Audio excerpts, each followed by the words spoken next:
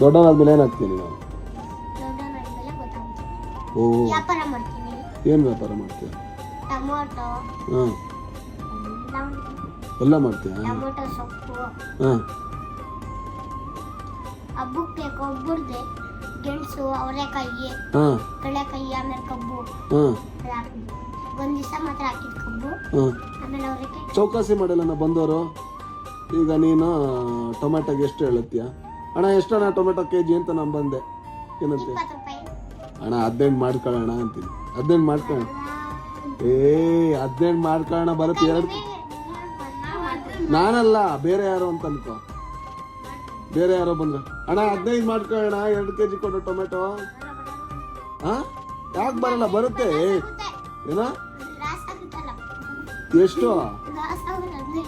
ಏನ್ ಲಾಸ್ ಆಗಲ್ಲ, ಕೊಡೋಣ 2 kg. ನೋವು ಕೊಡೋಣ 2 kg. ಆಯ್ತು 18 ಮಾಡ್ಕೋ. 20 ಅಲ್ಲಿ ಮತ್ತೆ ಆ ಕಡೆ ಅಂಗಡಿಲಿ ಹೇಳಿದ್ರು 17 ರೂಪಾಯಿ ಅಂತ.